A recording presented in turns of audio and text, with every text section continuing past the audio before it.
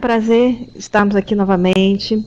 Meu nome é Valesca Lucena, muitos já me conhecem aqui do Telesaúde. E nós estamos hoje para mais uma webconferência. E é um prazer estarmos aqui hoje com a professora Luziene de Oliveira, que é neuropediatra, doutora em neurofarmacologia, professora aqui da UFES. E estamos muito felizes porque temos essa oportunidade de estarmos aqui com vocês. Eu queria que vocês antes da gente dar início à nossa webconferência de hoje, lembrar de pedir para vocês estarem colocando na caixinha ao lado aqui os dados de vocês. É importante essa informação para o nosso controle aqui, mas também porque os certificados de participação, eles serão dados a partir dessa informação que vocês têm aqui. Vocês podem depois pedir um certificado, mas é importante que tenha nessa caixinha ao lado aqui a resposta da informação para que a gente possa fazer esse controle. As dúvidas sobre a webconferência de hoje, sobre o assunto, elas podem ser feitas já durante a apresentação. Vocês já podem escrevendo aqui no ladinho, na caixinha do bate-papo, que ao final a professora Luziene vai estar respondendo. Para as pessoas que estiverem assistindo, porque essa webconferência também vai ficar disponível depois offline, no nosso site. Também podem tirar as dúvidas através do nosso canal de teleconsultorias, que nós teremos o prazer de estar depois respondendo para vocês. E nós desde já agradecemos e vamos estar passando já a palavra para a doutora Luziene agora. Boa tarde, doutora Luziene. Boa tarde, Valesca. É uma honra estar aqui com vocês. É muito importante para mim a gente estar falando sobre o autismo. Eu acho que a APS é fundamental para tudo que envolve atenção integral à criança. E o autismo, como um transtorno do desenvolvimento, ele requer que aquele profissional que entre em contato com a criança e que tenha a noção do que é um desenvolvimento normal, um desenvolvimento esperado, quando está fora disso, o que fazer, o que pensar e como intervir, né? Todos nós somos importantes. A família de crianças com transtorno do espectro autista, ela é uma família vulnerável. Então, precisamos todos estarmos tentando falar a mesma língua para minimizar as dúvidas, as confusões que já são naturais e melhorar, inclusive, a qualidade de vida dessa família e dessa criança. Então, eu comecei falando um pouquinho do que é o transtorno do espectro autista, né? É uma doença, uma desordem neurobiológica. O que isso quer dizer? Que tem uma alteração neurológica, né, e biológica.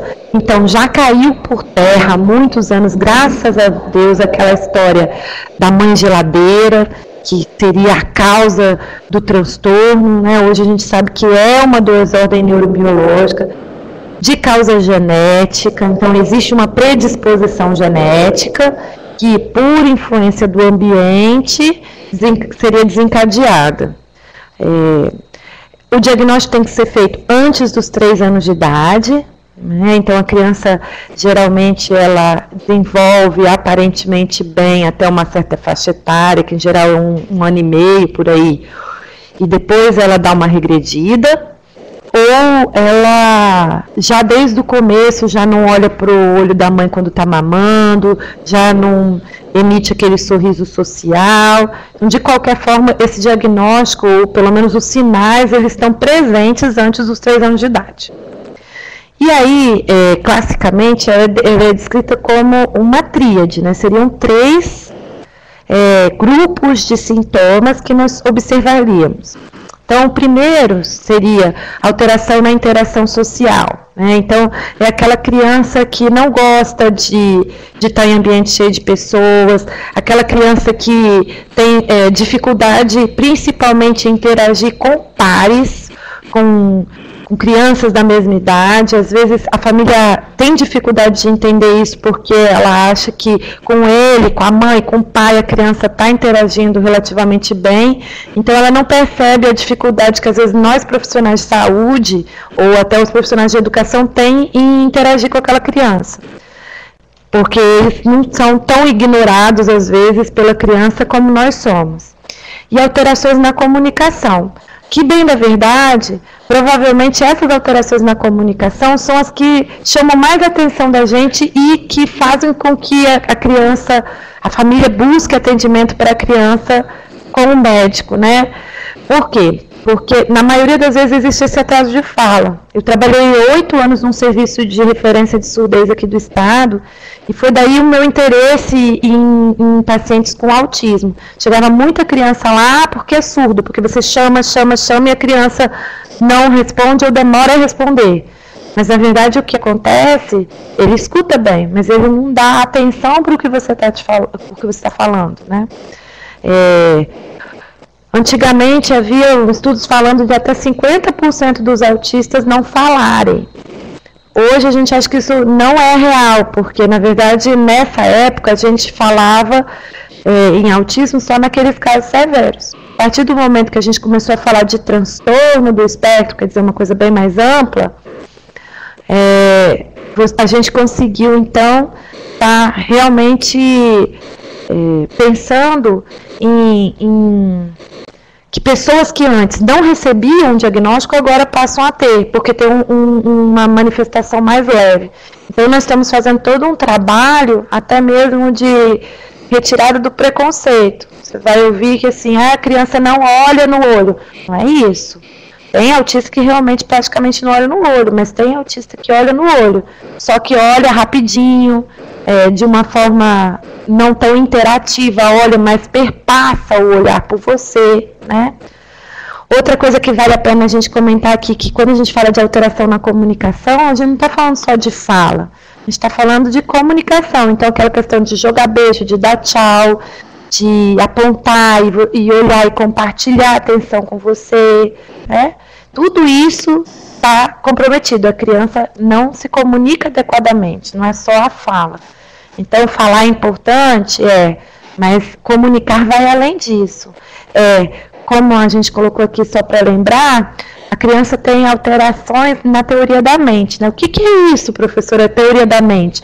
Teoria da mente é a gente conseguir se colocar no lugar do outro e imaginar o que ele está pensando, o que ele está sentindo. Então, para o autista é muito complicado ele se colocar no lugar do outro e falar assim, nossa, eu vou falar que a mamãe está gorda e ela vai ficar triste, porque ela vai se sentir mal porque eu estou falando que ela está gorda. Ele não consegue abstrair a esse ponto. Então, essas alterações na teoria da mente estão influenciando tanto as alterações na interação social como na comunicação, porque você tem que pensar no outro para conseguir interagir bem. E quando você conversa, por exemplo, hoje eu estou sentindo falta de olhar para vocês e saber assim, se vocês estão com cara de interessados, se vocês estão entendendo, porque a gente que tem uma compreensão adequada da interação social, você olha para o colega, olha, poxa, hoje ela está com uma carinha de triste, será que ela está cansada? Será que ela está entendendo o que eu estou querendo dizer? O autista não consegue fazer essas coisas, isso acaba influenciando na interação, né, e na conversa. E além disso tem no terceiro item, né, alteração de interação social, alteração de comunicação e comportamentos ou interesses restritos ou repetitivos, que vocês vão ouvir falar de estereotipias. Então isso vai desde movimentos repetitivos de bater palma, balançar a mão, como assuntos repetitivos. Então, gosta de trem, só quer falar de trem, só quer brincar com trem, só quer botar roupa de trem.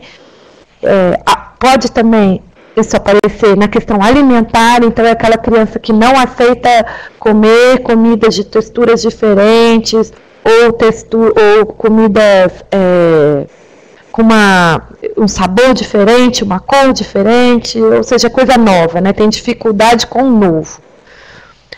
Eles gostam, às vezes, de um assunto, por exemplo, num filme, e vê sempre aquele mesmo filme. Ah, mas criança faz isso. Isso é outra coisa importante para a gente conversar aqui hoje. Como é um transtorno do desenvolvimento, existem coisas que a gente vê na criança habitualmente, mas que no caso do autismo, isso é aumentado tanto na intensidade quanto no tempo de duração. Então, um exemplo, birra. Qualquer criança de 2 a 4 anos, ela faz birra. Só que a birra, no caso do autismo, é uma coisa absurda. Acontece por qualquer coisa e é uma coisa demorada, assim, acaba o dia para ele, para a família, às vezes por coisas muito simples. Então, esse termo, transtorno do espectro autista, ele é associado a esses dois estudiosos, Wing e Gold, e ressalta a noção, então, de um contínuo, não de uma categoria só, em que se altera qualitativamente um conjunto de capacidades. Então, voltando aqui, quando a gente vai falar de autismo, né, vocês vão ver sempre um símbolozinho que é assim, ó, tende a ser mais azul, que azul foi determinado internacionalmente como a cor do autismo. Sempre tem um quebra-cabeça, porque dar o diagnóstico é um quebra-cabeça, o próprio transtorno ainda é um quebra-cabeça, falta muita coisa para a gente descobrir. E esse colorido é para voltar a ressaltar a questão de que cada um é um, e que a gente tem nuances, como mesmo no arco-íris. O amarelo não é só um amarelo, tem tonzinhos de amarelo. Então, não tem que ter um pouquinho de cada coisa para a gente pensar em autismo. Mas isso varia um pouco de pessoa para pessoa. O conhecimento geral tem melhorado, né? Aqui, por exemplo, a gente colocou um pedacinho da tirinha do Maurício de Souza. O Maurício de Souza criou esse personagem que se chama André, que é um autista, em homenagem ao sobrinho neto dele. E aí, você vê, para a criancinha mesmo entender, é autista com U, não é autista com L. Eles falam, nossa, eles são especiais, né? Elas são diferentes das outras, mas em geral você vai olhar e não vai ver nada diferente. Algumas não falam, nem dão tchau, nem dão oi, não olham bem nos olhos das pessoas. Então, é todo um trabalho que ele tem feito para a inclusão social, né, e aprimoramento dos conhecimentos a nível de todas as pessoas. Apesar de nos últimos 20 anos a gente ter aceito que esse transtorno tem essas bases biológicas que eu já comentei, ao invés daquela história, né, da mãe geladeira, o progresso quanto ao detalhamento dessas bases biológicas, né, o que está acontecendo, ainda continua muito lento. A gente está tentando evoluir com esse conceito. Por que a gente está falando isso com vocês? Alguns já devem ter começado a notar nas suas unidades de saúde, na sua cidade, realmente um aumento, né, da frequência desses casos. Mas quem ainda não percebeu, a gente está tendo cada vez mais diagnósticos e mais casos. Então, parece realmente que o autismo está aumentando. Não parece haver relação com região, com raça, com hábitos. E os homens são mais acometidos do que mulheres. Em alguns casos, tem estudos de 4:1, de 2:1. Por que os homens são mais acometidos? Mais uma coisa que ainda está para se definir, mas acredito que talvez tenha relação com hormonal. E a epidemiologia, né, como a gente estava falando, caracteriza o autismo hoje como um problema de saúde pública, porque essa prevalência vem aumentando significativamente nas últimas décadas, e isso só é parcialmente explicado pela maioria dos métodos de detecção precoce. A frequência mundial chega a ser 1% da população, quer dizer, é muita gente. Então, parece estar havendo um aumento real, sim, um aumento da frequência, né? Houve uma expansão dos critérios, antigamente eles eram mais rígidos, né? Existem diferenças metodológicas, né, de como foi pesquisado em cada lugar, então isso também explica. E, claro, essa maior conscientização que está se tendo do autismo. A variabilidade, então, dos sintomas, né, com a idade, com o grau de comprometimento. Foi também descrita uma associação com outros problemas do desenvolvimento, né, e trata-se, então, de problemas relacionados ao mau funcionamento cerebral. É claro, gente, que a dinâmica familiar, né, ela influencia na criança. Então, como em qualquer outra criança, a família pode potencializar ou minimizar determinados comportamentos. E nós, como agentes de saúde, a gente tem que estar ligado nessa dinâmica familiar e como a gente vai poder estar ajudando essa família. E até no ambiente escolar também, o que pode estar acontecendo lá, que pode estar reforçando esses sintomas e sinais. Então aqui, ó, mais uma vez, como eu tinha falado para vocês, espectro, né, você tem várias tonalidades, cada um é diferente, então 2 autistas não são iguais, como 2 crianças que têm febre não necessariamente vão ter gripe, uma pode ter gripe, outra pode ter sinusite, uma pode ter gripe, outra pode ter pneumonia. Então, o autismo, ele é um transtorno, mas a pessoa continua sendo a pessoa, então a gente tem que sempre se esforçar, e eu acho que vocês que atuam mais na atenção primária têm essa visão de olhar o paciente e não a doença. A gente tem que conhecer a doença para saber o que ela pode acarretar no indivíduo, mas ele nunca deixa de ser um indivíduo com suas particularidades, com sua personalidade, né? Esse artigo eu coloquei aqui para vocês, ele é um artigo que ainda está com a terminologia antiga, mas é um artigo do Jornal de Pediatria, ele é aqui do Brasil, é livre, você acha fácil, ele dá umas orientações boas ainda do autismo. Existem algumas doenças que estão associadas ao autismo, por exemplo, rubéola, toxoplasmose, citomegalovírus, a própria microcefalia, hidrocefalia, a síndrome de West. Então, tem várias doenças genéticas, síndrome de Angelman, doença celíaca, que podem estar associadas com o autismo. Não quer dizer que a criança que tem doença celíaca tem que ter autismo, nem que toda criança com autismo vai ter doença celíaca. Mas em alguns casos de autismo, a gente sabe que o autismo está ali porque a criança tem essas doenças também. Então entra naqueles casos de autismo que você consegue entender por quê. Como, por exemplo, é o caso de crianças que nasceram prematuras, que ficaram na UTI, que faltou oxigênio, que teve meningite quando nasceu, que teve que tomar aquele monte de remédio. A gente sabe que essas crianças têm um risco aumentado para autismo.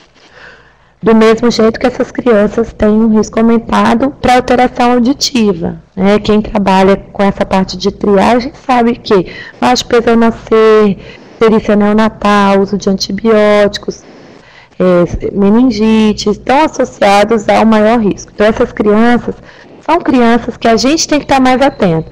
Poxa, aquela gestante da minha área acabou tendo neném antes do tempo, vamos vigiar mais perto como está sendo o desenvolvimento dessa criança. Não só do ponto de vista de ganho, de peso, de altura, mas também de aquisições do desenvolvimento. Existe, por exemplo, a síndrome do X frágil, que é uma síndrome importante porque a criança apresenta um rosto afilado, orelhinhas de abano, e ela pode cursar com hiperatividade, autismo e retardo mental. Algumas crianças só têm retardo mental, outras só têm autismo, outras têm as 3 coisas. Por que eu estou falando com vocês sobre isso com maior detalhe? As mães de autistas, elas têm mais chance de ter criança com autismo. Quanto que é isso? A gente não tem bem definido ainda. Mas no caso específico da síndrome do X frágil, como é uma doença genética relacionada com o X, que é o cromossomo que a mãe carrega, quando ela tem um cromossoma bom e um cromossoma que a gente chama de frágil ou defeituoso, quando ela vai ter um filho, homem, na hora que vai fazer o encontro do óvulo com o espermatozoide, ela pode enviar o X com problema ou o X bom. Então, se ela envia o X com problema, o menino vai ter só o X com problema, e por isso é o menino que apresenta a síndrome do X frágil. Então, a mulher pode ser portadora. O que isso quer dizer? Ela carrega esse X com problema, mas como ela tem dois, o que tem problema fica lá esquecido, e o que fica trabalhando é o bom. E o menino, quando ele tem o X com problema, como ele só tem um, ele manifesta. E aí a chance dessa mãe ter outro filho, homem, com síndrome do X frágil, é de 50%. É muito, né, gente? Essa mãe, por exemplo, ela tem 2 meninas. Para as meninas apresentarem, não é que elas não apresentam, mas isso é muito, muito, muito, muito raro. O mais comum é o menino. E aí, às vezes, o menino é o que eu falei para vocês, ele é só hiperativo. Mas às vezes o próximo filho vem com tudo. Eu já tive família que a mãe tinha só 3 meninos, os 3 meninos tinham as 3 coisas. Então, isso é importante a nível de saúde pública. A gente tem que orientar essas mães a procurar o geneticista para fazer uma orientação familiar. Não vai mudar o tratamento da criança, mas muda a orientação da família. Nesse caso, essas meninas aqui, lindas, podem ter o X defeituoso e tem mais chance de ter filhos com problema, como o irmão dela. O irmão dela, tá? Desculpa. A síndrome de Sotos é outra síndrome associada, são pessoas grandonas, são crianças que nascem grandonas. Tem cabeça grande, tem fontanela grande. Do cartãozinho lá que vem da maternidade vai estar descrito como macrosomia. E a síndrome de Sotos, ela pode estar associada também com o autismo. Então, esses casos que a gente consegue determinar uma causa genética, eles são importantes para que a família saiba o risco de, numa futura gravidez, ter outra criança com transtorno. E vale a pena a gente conversar um pouquinho sobre o DSM, que é o diagnóstico de saúde mental que a gente usa, que é por influência da Associação de Psiquiatria Americana.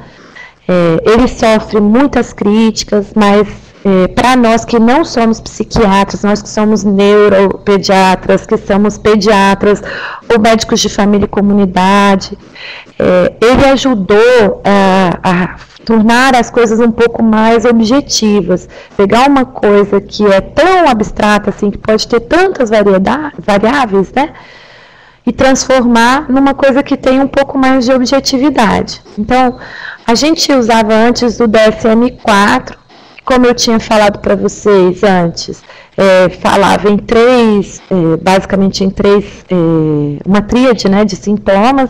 Então, aí, o que o DSM faz? Se você abre lá, ele vai falar assim, 12 critérios abaixo, sendo um e pelo menos um de um, né, e pelo menos um de 2 e 3. Então, déficits qualitativos da interação social. Ai, mas o que é isso? Dificuldades marcadas no uso da comunicação não verbal, quer dizer, a criança tem dificuldade em entender a expressão corporal do outro, né? Ele não entende quando você está triste, quando você está nervoso, ele não consegue fazer o tchau, apontar, tudo isso para eles é mais difícil. Falhas no desenvolvimento das relações interpessoais, né? Falha em procurar espontaneamente, compartilhar interesses ou atividades com outros. Então, dificilmente o autista ele pega um brinquedo e vai chamar o colega para brincar. Aliás, uma dica muito importante para vocês da atenção primária é que um dos sinais mais precoces do autismo é uma falha na atenção compartilhada. O que é isso? Sabe aquela coisa que a mãe fala assim, olha lá meu filho, a lua, aponta, e o menino acompanha o dedo da mãe e olha lá para a lua? Ou assim, quando ele chega, por exemplo, aqui na sala e vê o copo de vidro, a criança olha para o copo, olha para a mãe, olha de novo para o copo, tipo assim, será que eu posso? O autista ele não faz isso com facilidade, principalmente o pequeno. Então, isso é uma coisa que a gente nota muito precocemente. Falta da reciprocidade social ou emocional, né, as trocas. Às vezes ele até conversa, mas ele só responde aquilo que você está perguntando. Dificilmente ele vai puxar assunto, ou ele vai responder você se você estiver falando de um assunto que ele gosta. E aí no 2, déficits qualitativos da comunicação. Lembra que eu falei, né? Interação social, comunicação e estereotipias. Aqui. Comunicação, então, falta o atraso no desenvolvimento da linguagem, que não é compensado por outros meios, porque como ele tem dificuldade em interagir com outro, ele tem dificuldade de apontar, de usar mímica, eles também têm dificuldade de imitar, então por isso, porque eles não se colocam muito no lugar do outro, então por isso que eles têm dificuldade de dar tchau, jogar beijo, fazer joia. Déficit marcado na habilidade de iniciar ou manter conversação com indivíduos com uma linguagem adequada, o uso repetitivo ou disciclático de linguagem. O que é isso? Fica repetindo a mesma coisa, repete frase de desenhos fora do contexto, tem o que a gente chama de ecolalia, fica como se fosse um eco mesmo. Pergunta, como é seu nome? Seu nome? Ou então, ele é Roberto, ele não fala eu sou Roberto. Então é uma linguagem diferente. Tem dificuldade em entender entrelinha, a piada, não tem malícia. Pode chegar aqui atrasado e falar, bonito, hein? Ai, obrigada, você achou mesmo? Não entende que você está fazendo uma ironia, que a pessoa só chegou agora meia hora atrasado e que você está fazendo hora, né? Inabilidade em participar de brincadeiras de faz de conta ou imaginativas de forma variada e espontânea para o seu nível de desenvolvimento. Então, eles não costumam brincar com brinquedo como brinquedo. Vai pegar um carrinho, vai virar, vai ficar rodando as rodinhas, ou vai ficar olhando para ele de uma forma diferente, ou vai enfileirar tudo e quando você tira da ordem que ele colocou, ele começa uma confusão, um desespero. Então, uma dica legal também é sempre ter brinquedo dentro da sala, do consultório, né, para ver como ele interage com aquilo ali, se ele dá função para aquilo, se ele faz de conta. Eu já tive, por exemplo, uma menininha que depois de a professora brincar com ela muito tempo, vamos fazer de conta que estamos fazendo uma comidinha com papelzinho cortado dentro da panelinha. Aí ela começou a brincar, mas aí na hora que terminou a brincadeira, que a professora foi jogar o papel fora no lixo, ela falou assim, ai meu Deus do céu, é comida, não pode jogar fora, quer comer de qualquer jeito, entendeu? Então,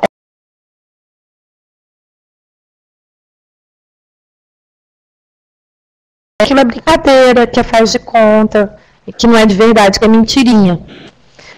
Padrões, então, também no terceiro, de comportamento e atividades interesse restrito, então, a preocupação excessiva em termos de interesse ou de foco, interesses restritos e estereotipados, então, só quer saber daquilo. Se você conversar com ele, você só vai conversar se for usando aquela coisa que ele gosta de conversar. Então, você está chamando, como é seu nome, que idade você tem, você estuda onde, ele não está nem aí. Aí a mãe fala, ele gosta de, sei lá, do Ben 10. Olha, você assiste o Ben 10? Qual é o monstro que ele transforma que você gosta mais? E aí, olha que tem uma figura do Ben 10, vamos pintar? Qual que é o Ben 10? Aí ele até que te dá atenção. Aderência inflexível a rotinas ou rituais, então eles têm que seguir uma rotina, às vezes se você mudar o caminho de casa, eles não querem ir, eles empacam mesmo, eles choram, eles entram em desespero.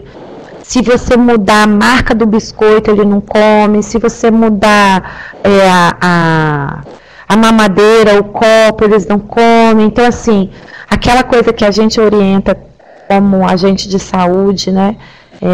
Olha, a criança tem que ter uma rotina, um horário de almoçar, um horário de dormir. É importante para todas as crianças, né? Inclusive para essa, mas a gente tem que ter muito cuidado, porque às vezes quando a gente entra numa rotina, eles não conseguem sair. Então, um exemplo que me marcou muito foi um menininho que, aqui em Vitória, né, a gente tem aqueles terminais de ônibus. E o menino, toda vez que ele ia andar de ônibus, era uma confusão. E aí, quando ele desceu no terminal, a mãe viu que tinha uma banquinha que vendia DVD, e o menino gostava muito de DVD. E aí ela comprou o DVD para distrair o menino.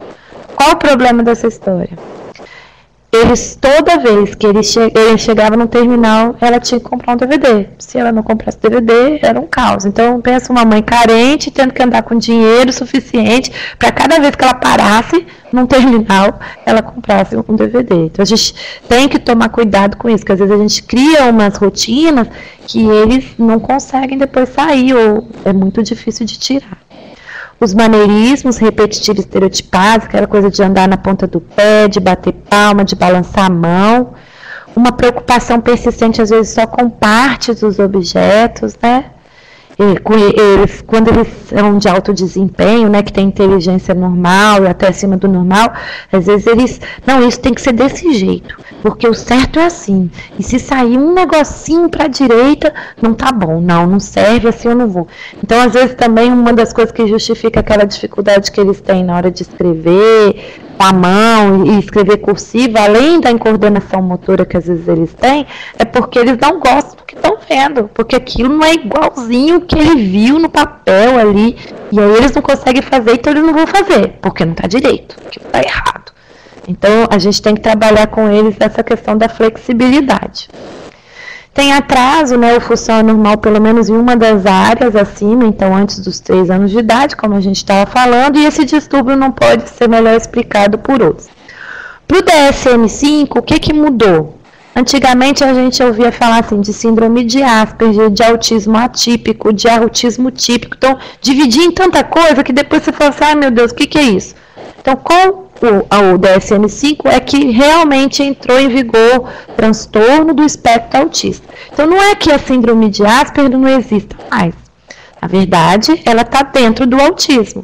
O Asperger é aquele autista de alto desempenho, que tem inteligência normal ou até acima do normal, mas ele é autista, com um grau variável também.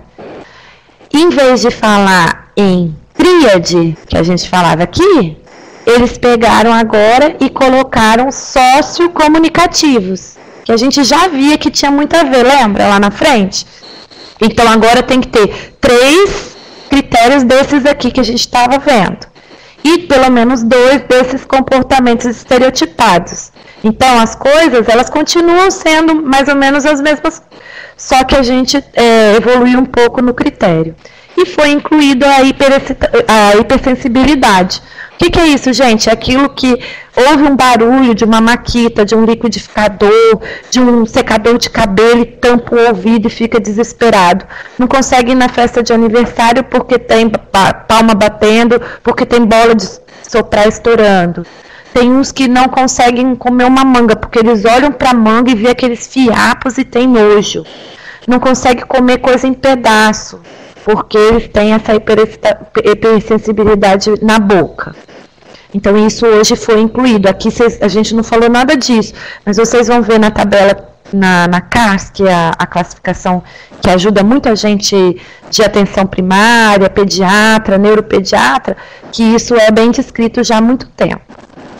Então, esse eu passo agora, é um instrumento que já foi validado no Brasil, mais uma vez um texto que vocês conseguem achar inteirinho, gratuito, na internet, em português, e o que foi feito? Foi validado, quer dizer, essa escala, ela pode ser usada aqui no Brasil, porque foi comprovado por esse estudo que ela é fiel aos nossos pacientes também. E aí, ela faz o que, essa escala? Ela tem a vantagem de ela ser fácil de ser aplicada, ela não depende do... Ah, ela sumiu, gente. Eu tinha um outro slide que ele desapareceu aqui, mas eu vou conversar com vocês e depois eu vou pedir para vocês darem uma entrada e olhada nisso, porque realmente essa escala ela é fantástica para a gente. Por quê? No Jornal de Pediatria. E se você entrar também na internet e colocar assim no Google CARS, né, C-A-R-S, escala, vocês vão ver. Ela é uma escala que tem 15 subitens. Ela tem a grande vantagem que ela pode ser aplicada por médico, por enfermeiro, por outros profissionais de saúde e de educação, que não só o psicólogo, né? O psicólogo, ele tem umas instrumentos, como a DIS, a DOS, são umas escalas que só o psicólogo pode aplicar.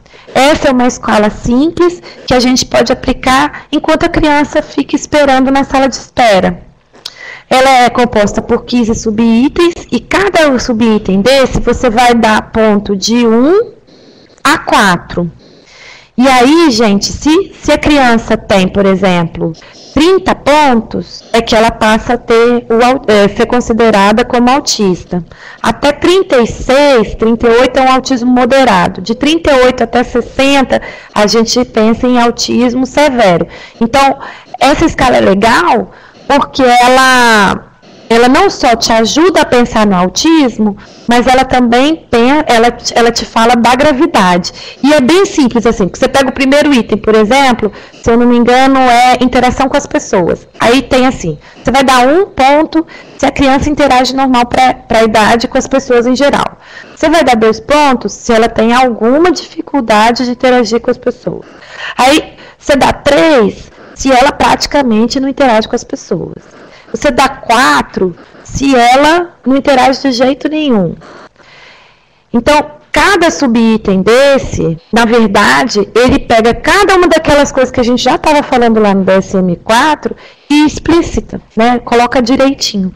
Por exemplo, quando a gente vai falar de uso do objeto, ela pergunta, vai ser 1 se brinca com o objeto normalmente, né? Se usa dando a função. 2 se tem uma dificuldade. 3 se pega, junta, enfileira, só joga, brinca com tampa, batendo, mas não brinca daquele jeitinho que deveria. Num dos itens, por exemplo, que é o da linguagem, a gente tem, por exemplo, assim, criança fala como é esperado para a idade. Então, ela ganha 1 ponto.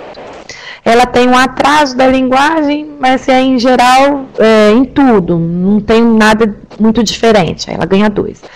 Aí quando ela fala, por exemplo, tem ecolalia, ou seja, fica repetindo palavras, tem uma coisa de jargão, de ficar repetindo, ela ganha 3 pontos. Então, vocês olhando essa escala, vocês conseguem avaliar item por item e conseguir, não quer dizer que quando você está ali na unidade de saúde e você faz a escala, você fala assim, não, essa criança é autista, né? Porque vai demorar um tempo para você ganhar experiência. Eu mesmo, às vezes, olho a escala e falo, não, essa escala não pegou, mas eu acho que é. Principalmente em crianças com inteligência normal, é discutível até que deveria diminuir a pontuação, que com 26, 25 a gente já deveria acreditar, né, que pode ser autista. Mas se você faz a escala, você fala assim, gente, realmente ele tem algumas coisas. Ele pode ser mesmo autista, ele precisa de uma atenção diferente. Mas essa foi uma escala que me ajudou a tirar muita ansiedade, assim, quando eu examinava a criança, porque você olhar só o DSM, às vezes ele fica muito subjetivo, e a escala, ela te tira essa dúvida. Outra coisa que eu acho legal a gente estar conversando é sobre as medicações que são usadas.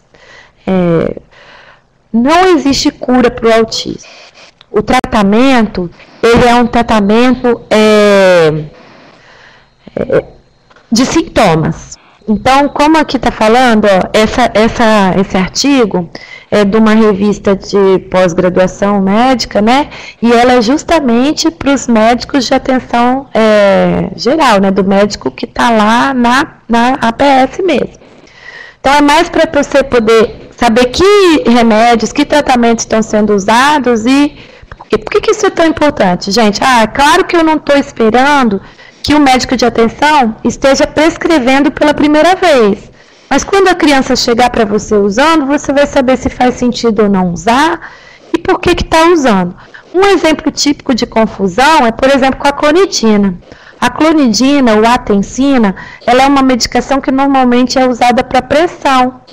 Então, às vezes, chega uma criancinha usando um remédio para pressão. Gente, aquela neurologista lá de Vitória é doida, né? Ela passou esse remédio. Mas o que será? Será que ela viu pressão? Não, por quê? O que acontece? A clonidina também é um remédio que é usado para hiperatividade.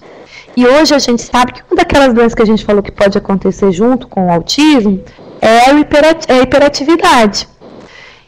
E o que acontece? Geralmente o metilfenidato, que é a Ritalina, ela normalmente não funciona bem com crianças com autismo.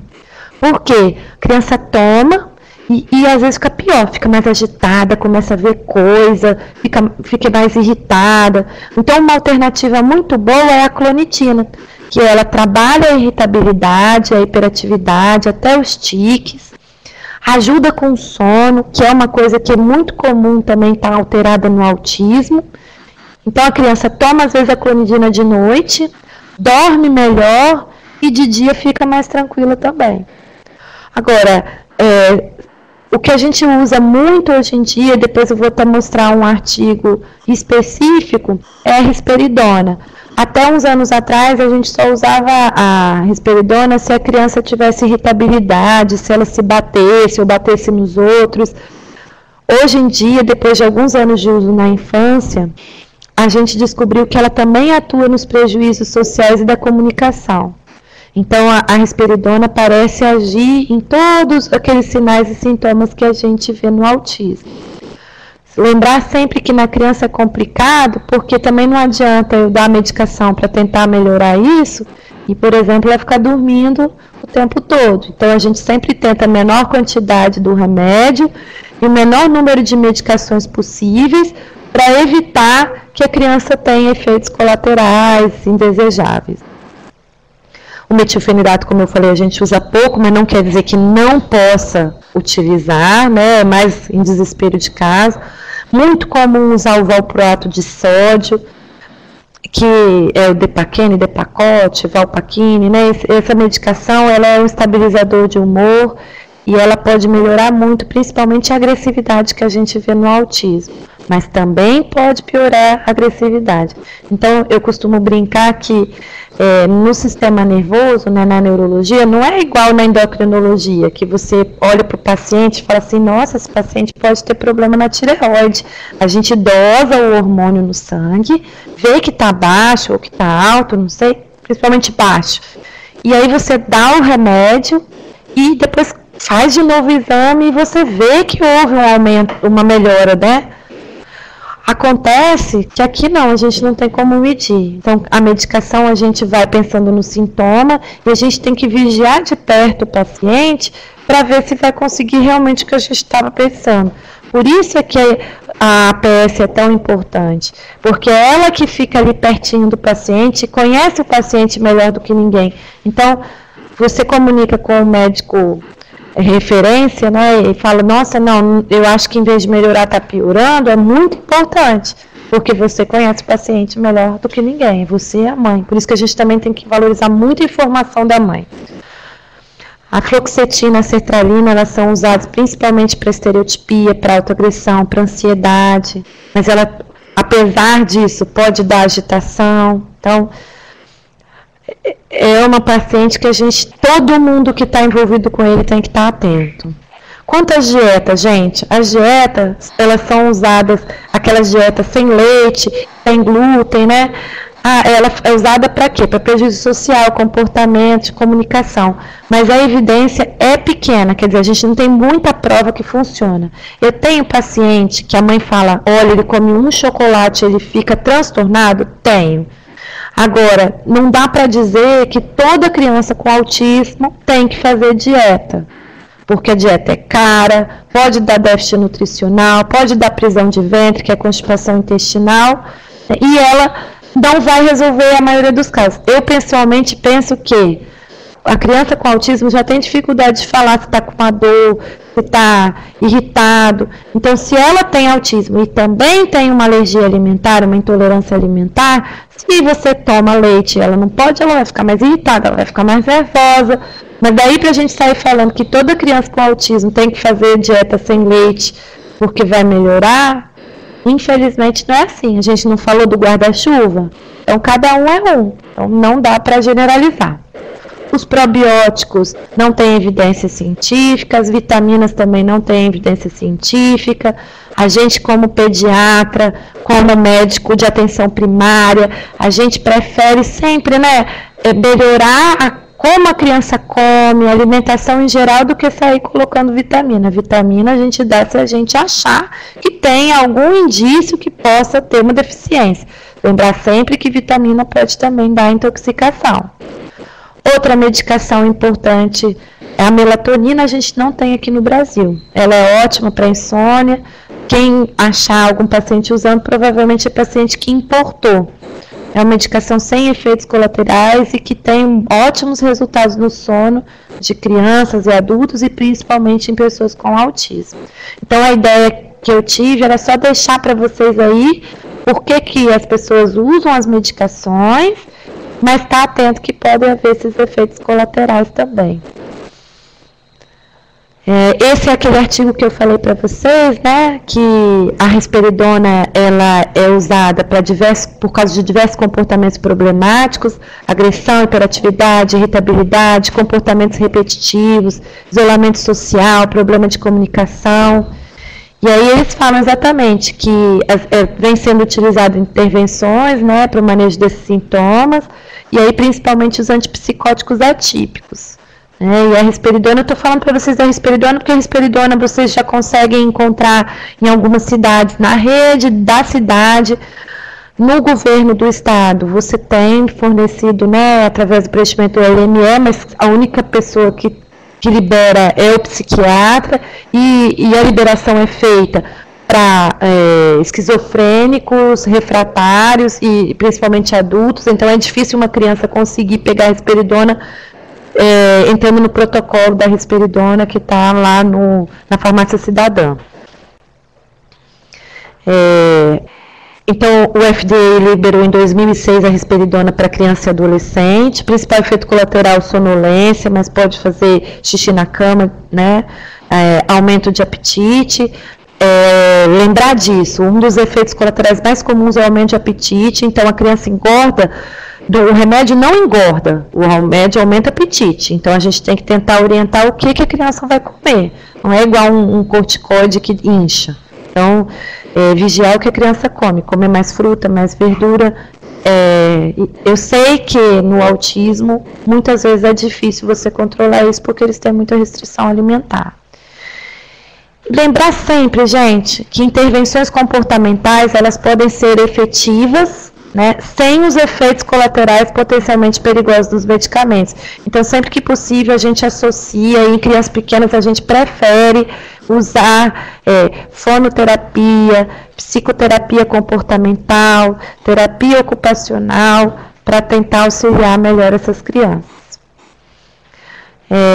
Esse é aquele artigo ainda que eu falei para vocês do GAD, lá do Jornal de Pediatria, que fala então o quê? Que a cooperação entre neurologistas, psiquiatras, neurocientistas, psicólogos, fonoaudiólogos, terapeutas ocupacionais, educadores, é crucial para permitir um manejo mais adequado desses indivíduos durante a vida toda.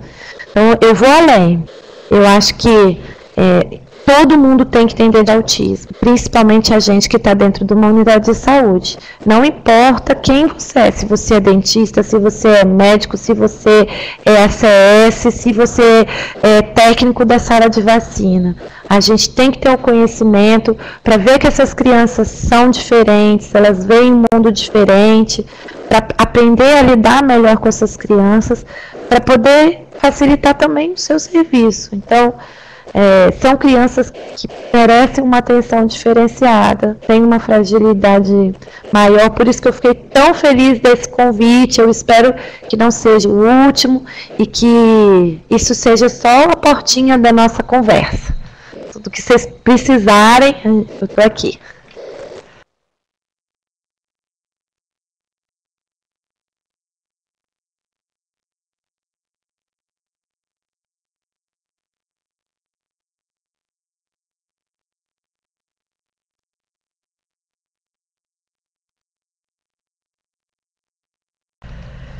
Então, gente, muito obrigada. A Valesca tá a gente tá com certeza esse não é o nosso último encontro, não é o último convite. Essa é uma excelente apresentação. Nós temos algumas perguntas aqui, mas eu queria que vocês estivessem aproveitando agora esse momento. Agora, quem ainda não perguntou, para aproveitar a oportunidade agora de estar tirando as suas dúvidas aqui. Vocês podem estar escrevendo aqui na caixa. Vocês estão me ouvindo? Tá me ouvindo, né? Aproveitando aqui.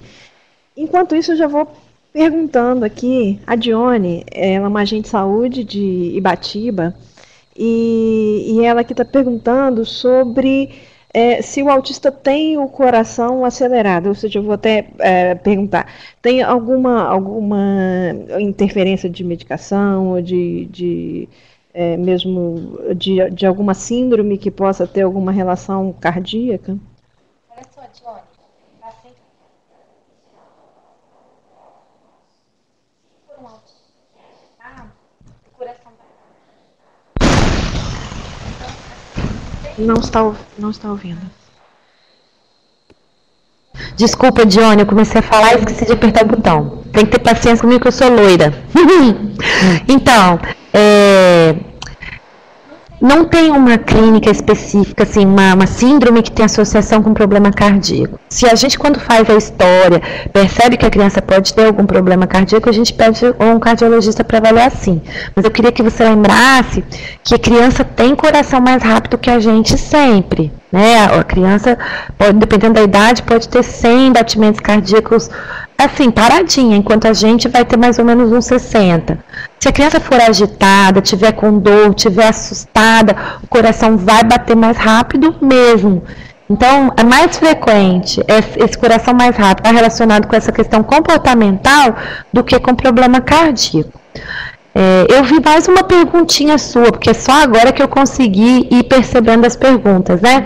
Você perguntou, Johnny, se o tratamento precoce ele pode diminuir os sintomas do autismo.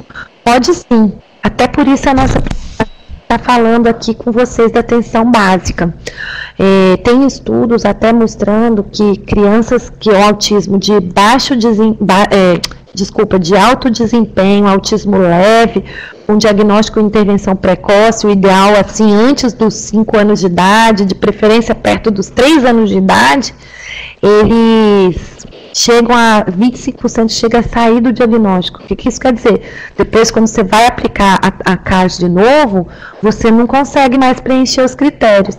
Eu tenho alguns casos assim, graças a Deus, do consultório, que quando ele chega eu falo assim, meu Deus, eu sou louca, esse menino não é autista, e eu falei que era. Aí eu começo a olhar no prontuário, e aí eu falo, não, mãe, mas ele fazia isso, vai fazia, doutora. Ele fazia aquilo, menino, ele é outro menino, não é? E ela fala, é mesmo, doutora. Então, assim, dá uma tranquilidade tão grande ver que o trabalho que a gente está fazendo está tendo resultado. E o mais importante é saber, não é o meu trabalho, o remédio não vai fazer milagre. É o trabalho de uma equipe, é trabalho do pediatra, do fono, do TO, do fisioterapeuta, do psicólogo, da agente de saúde, da médica de família, de todo mundo, da professora, de todo mundo que está lidando com essa criança. Da escola também, né? Porque, por exemplo, você fala, manda para a fonoaudióloga, ela vai trabalhar com ele a linguagem lá 40 minutos uma vez por semana, e olha lá. Então, se na escola não conversarem com ele direito, se em casa, se na unidade de saúde a gente também não incentivar a comunicação, as coisas não vão acontecer. Né? Então, o diagnóstico precoce é essencial. Por isso que, mais um motivo de eu estar feliz de estar falando com vocês. Porque quanto mais a gente tiver acordado, desperto para essa situação que é o autismo, maior é a chance da gente dar o diagnóstico precoce. Nesse sentido, então, essa agora é uma pergunta minha, né? Até porque a Johnny que está comentando aqui que o filho dela vai para a praia desde os 2 anos e hoje consegue falar, interagir, que confirma seu comentário, né, da melhoria da intervenção precoce. Mas além da equipe multidisciplinar, de toda essa equipe que vai trabalhar a partir do diagnóstico precoce, a equipe de atenção básica, que tipo de intervenção ela pode estar mais especificamente, o agente de saúde orientando, não necessariamente como profissional específico de fonoaudiologia, mas que atividades essa pode estar se orientando para a família, para a mãe? Então, gente, a principal coisa é o seguinte, é incentivar a comunicação. Já repararam como é que hoje em dia as crianças brincam um pouco com os pais? Como é que as crianças antigamente elas brincavam de... Desculpa outra vez, gente, eu tenho um problema, hein? Olha, as crianças hoje em dia, elas brincam pouco.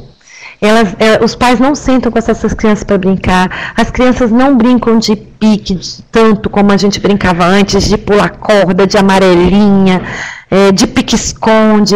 Então, uma das coisas que a gente tem que orientar, e vocês como a CS podem estar fazendo, é incentivar a família a brincar com a criança, a conversar com a criança, abaixar e falar no olhar da criança. Você vê que isso não é uma explicação só para o autista, a gente fala para as crianças em geral. O problema é que uma relação nunca é só de uma pessoa, ela envolve a outra pessoa também.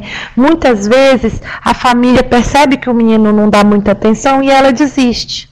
Então a orientação que a gente tem que dar é não desista dessa criança. Tente sempre falar com ela.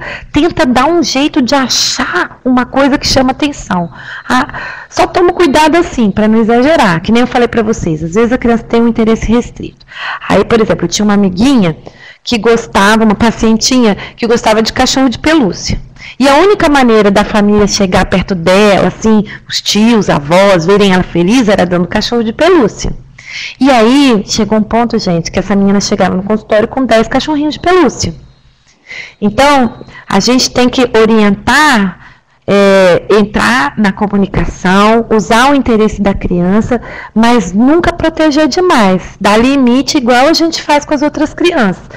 Eu acho que se o SAS conseguir perceber que a criança não está falando, que a criança está demorando, não está interagindo como deveria, já sinalizar na equipe, o médico já avaliar, a enfermeira já avaliar, pedir um relatório da escola, isso aí, para mim, ele já ganhou um tijolinho no céu, porque ele já fez a principal parte, que é a facilitar o diagnóstico.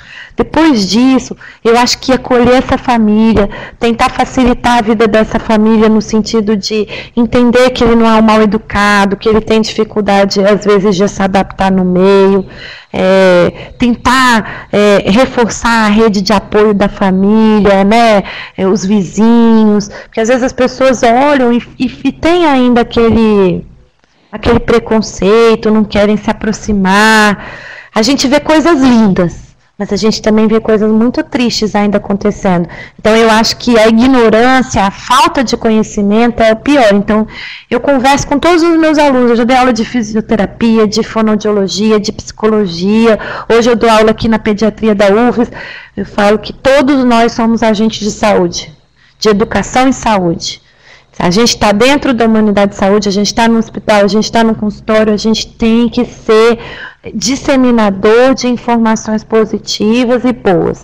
Procurar sempre manter estudo e tem dúvida, pergunta, porque quanto mais as pessoas souberem, menos problema a gente vai ter com preconceito.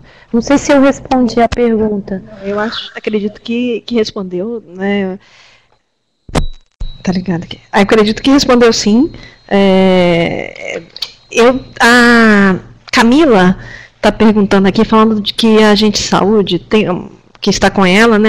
Tem uma outra pergunta falando de uma criança que tem síndrome de Down, e ela gostaria de saber se mesmo tendo a síndrome, ela pode também ser autista, ou tem essa associação. Você não vai acreditar. Não é uma coisa. Eu não acredito em coincidências.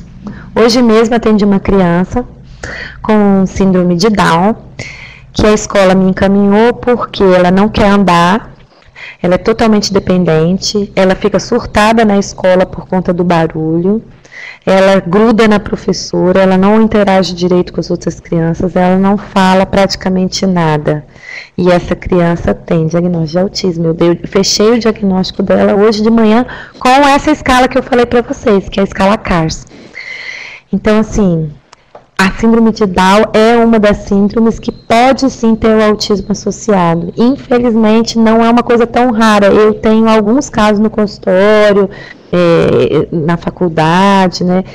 É descrito em literatura, sim. Então, se você está com uma criança com síndrome de Down que não está evoluindo do jeito que você imagina, fique atento com o autismo. Outra coisa que eu esqueci de falar para vocês, que é muito importante, é que na caderneta da criança de hoje, né, aquilo ali virou uma fonte inesgotável de informação. Então, se você abrir as páginas, né, e olhar, você vai ver informações sobre autismo, você vai ver sobre informações sobre a síndrome de Down. aquela parte de desenvolvimento da criança, ela não vai te fazer pensar em autismo, mas ela já vai te mostrar que aquele desenvolvimento não está do jeito que deveria, já vai ser um sinal de alerta, né? Um red flag, uma bandeirinha vermelha, o pessoal da atenção primária, de repente, está encaminhando para essa equipe interdisciplinar e até para um serviço terciário, desculpa. É interessante que eu observei que na sua apresentação você colocou alguns pacientes com faces sindrômicas, né?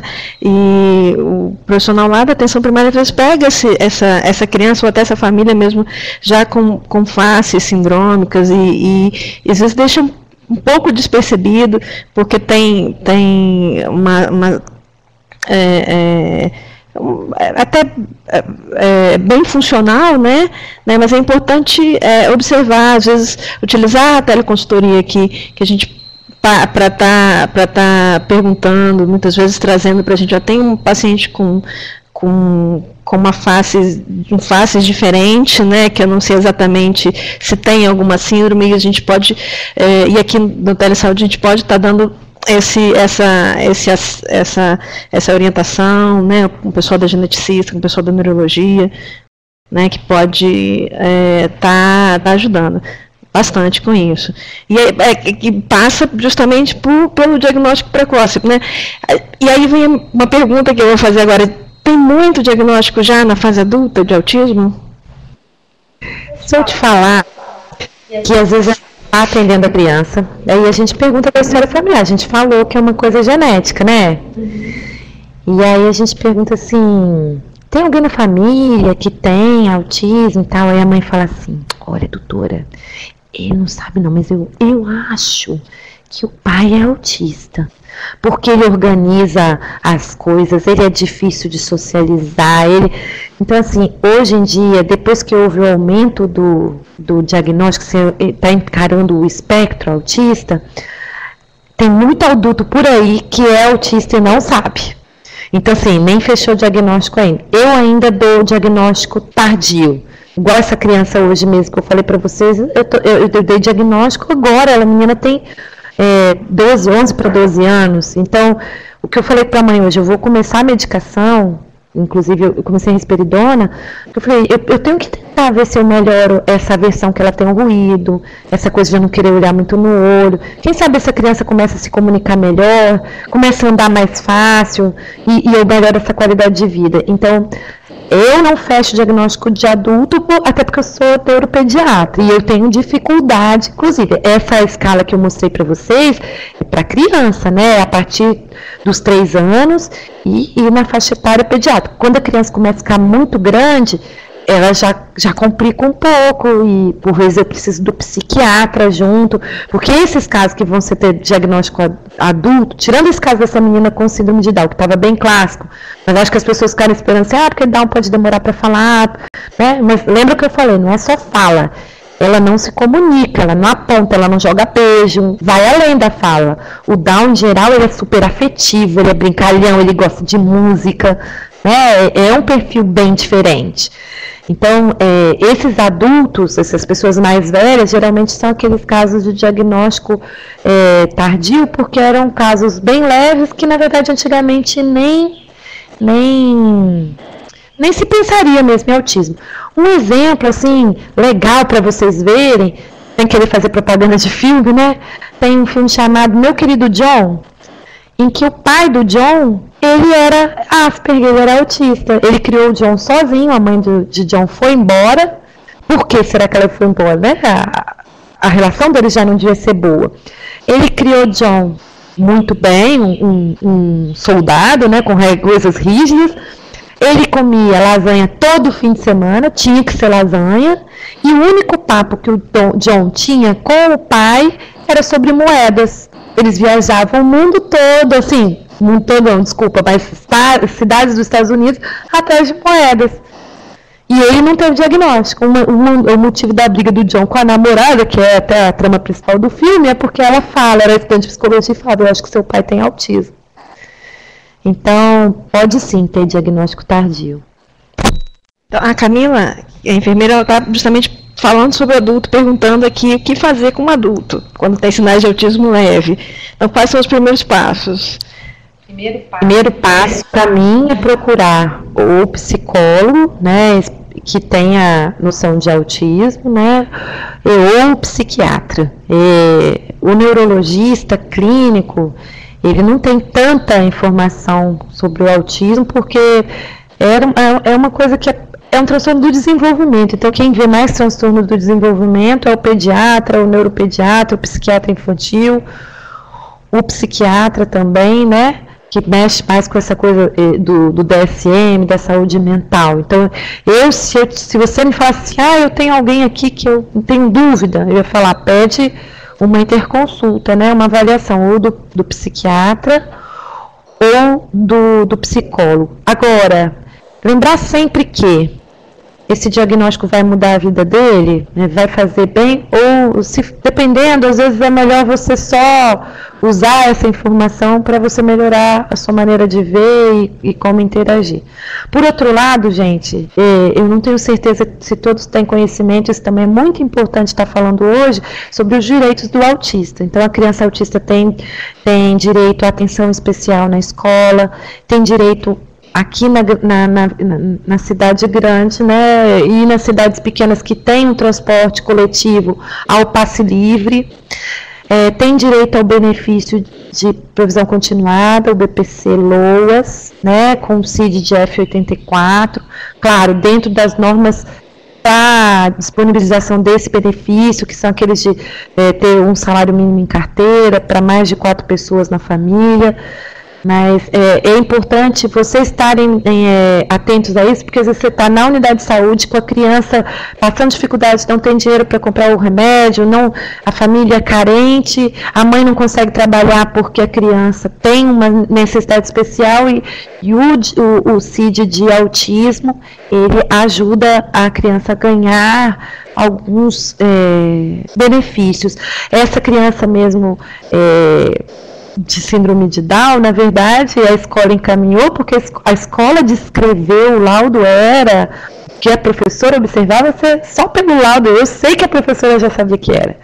E ela mandou por quê? Porque só como síndrome de Down, ela não precisa de um cuidador com ela o tempo todo naquela faixa etária em geral, eles já se viram bem, tem uns coleguinhas. É porque, pela limitação dela toda, ela precisa de atenção o tempo todo, ela não vai no banheiro sozinha, ela não se limpa. Então, com o diagnóstico de Down com autismo, ela vai conseguir um auxiliar para estar intermediando a aprendizagem e também fornecendo esses cuidados pessoais, os cuidados de vida diária, que às vezes o autista tem dificuldade, seja por incoordenação motora, seja por aversão mesmo, sabe? A Dione está aqui perguntando se os autistas têm uma associação de epilepsia na adolescência. Com epilepsia ou não existe essa associação? Na verdade, os autistas têm sim mais chance de ter epilepsia, né, não necessariamente da adolescência. Né? Na verdade, assim, o pico de incidência de epilepsia é na infância e em adultos. Isso assim, em idosos, isso estou falando em geral, não só no autismo. O autista tem alguns estudos falando de até 30% de aumento de frequência de epilepsia em autistas. Lembrar sempre, esses estudos são antigos, da época que a gente fazia diagnóstico só dos casos mais severos. Então, pode haver comorbidade, mas, por exemplo, eu sou terminantemente contra aquelas coisas, vou colocar carbamazepina, vou botar ácido valproico, porque ele pode ter crise. Na verdade, volto a dizer, são pessoas como outros qualquer, né? A gente são indivíduos. Então, vale a pena você investigar? Sim. Essa questão da adolescência também, em geral, pessoas que têm epilepsia podem piorar na adolescência. Pode ser por uma questão hormonal também, mas também não tem muito estudo dando garantia, né, de por que isso pode acontecer. Mas isso não é uma loucura, Johnny, assim, eles têm mais chance de ter crise, sim, e quem tem crise, criança que tem crise na adolescência pode dar uma descompensada, sim.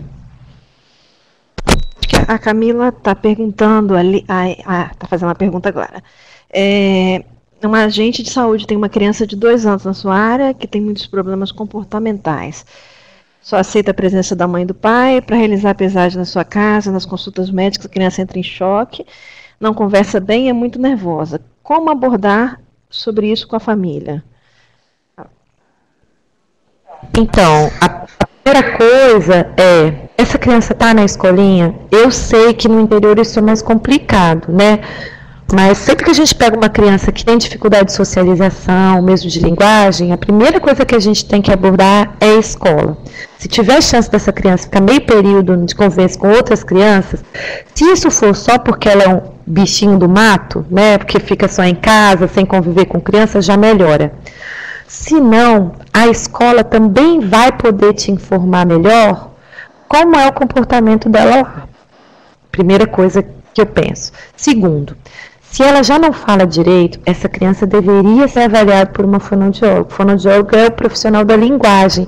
Então, ele pode estar te ajudando a estar avaliando melhor essa criança. Então, assim, eu não falaria para a mãe, eu acho que seu filho pode ser autista. Isso pode assustar, é pior. Mas, já reparou como é que seu filho parece um bichinho do mato? Às vezes eles entendem melhor, né? E ele já devia estar falando mais, ele brinca com outras crianças, você sai para brincar com ele, você senta para brincar com ele. Eu acho que é por aí. Vamos marcar uma visita na unidade para o médico e a enfermeira darem uma avaliada, ver se tem alguma coisa que a gente pode estar orientando, né? Os cadernos de atenção básica que vigiam o desenvolvimento infantil, eles têm algumas sugestões, não só de comportamento que a criança deveria fazer nessa faixa etária, como também o que você pode fazer para estimular o desenvolvimento nessa faixa etária. Estão disponíveis na internet, né? Vocês devem conhecer esses cadernos de acompanhamento de desenvolvimento do Ministério da Saúde. É outra coisa que também pode estar ajudando você levar para casa da mãe e mostrar, olha, ele já tinha que estar fazendo isso, isso, isso. Quando isso não acontece, a gente já fica um pouquinho preocupado. Vamos tentar fazer isso, isso, isso. É porque depende muito de cada criança e da idade que ela tem. Dá para a gente fazer o diagnóstico, dá para fazer o diagnóstico numa idade tão pequena quanto 2 anos? Então, eu sozinha nessa faixa etária, eu como neuropediatra, hein, eu vou conseguir fazer só se for aquele autismo grave, né, aquele clássico que o menino já está fazendo tudo quanto é estereotipia, não fala nada, não olha no olho, mesmo assim é difícil, né, o diagnóstico ele não é bem fechado, mas você acaba soltando laudo assim como sinais de risco para autismo. A psicologia, eles têm instrumentos para isso, eles têm escalas específicas comportamentais que podem estar ajudando a essa detecção, e não só isso, como ela detecta os comportamentos que não estão legais, eles podem estar trabalhando como melhorar esse comportamento. A principal dica para as crianças pequenas é aquilo que eu falei para vocês, a falha de atenção compartilhada. Tem um estudioso chamado Tomazello que estuda muito isso, e ele fala que é possível sim a partir dos 2 anos, até antes, porque ele fez todo um estudo desde quando que a criança faz essa coisa de se colocar no lugar do outro, de dividir, de imitar.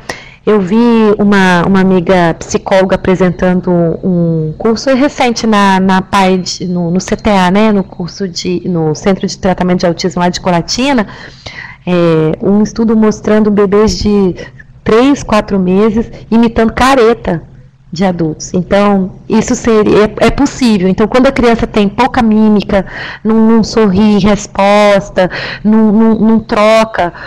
Hoje em dia, gente, quando você pega, eles estão muito espertos, então às vezes você está passeando na unidade, quantas vezes eu vejo isso? Tem um bebê de 3 meses sentado no colinho da mãe, você passa, você mexe com ele, você ri, ele já começa, agu. Então assim, se a criança não está fazendo essa interação, você já pode, você não vai fechar diagnóstico, mas você já fala, tem alguma coisa errada aí, nós temos que tentar tirar essa criança do risco. Muito legal. O pessoal está elogiando a sua apresentação, doutora, dizendo que a sua palestra foi ministrada com muita clareza, estão dizendo que gostaram, que adoraram. E aí tem algum site, alguma coisa que as equipes possam buscar como fonte de orientação para as famílias, para a escola, para os professores?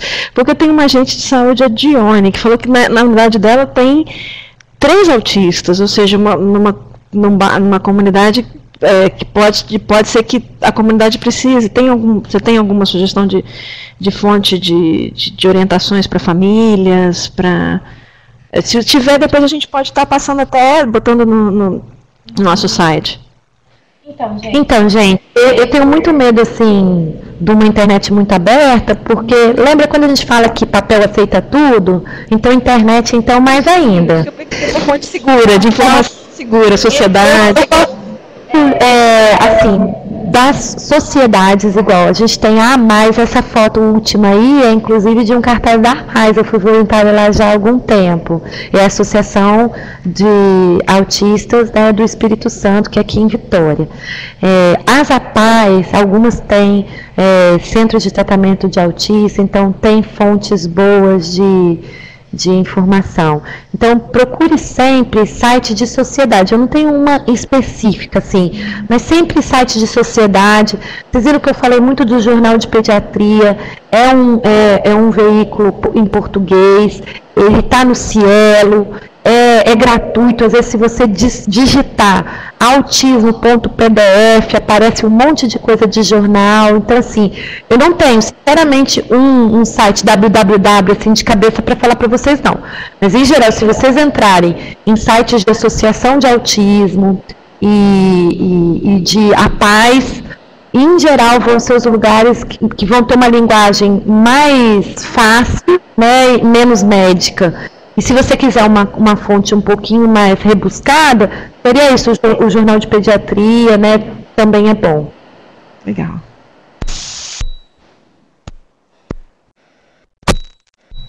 Bom, obrigada, professora Luziene, eu gostei muito da sua apresentação também.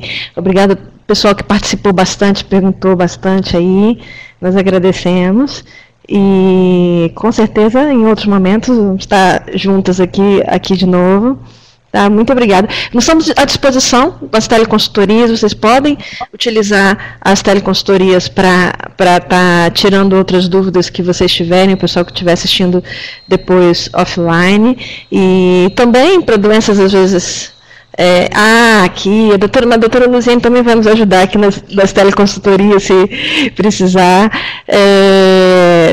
E nós colocamos à disposição também, muitas vezes tem patologias mais raras, que a gente pode estar dando uma assessoria também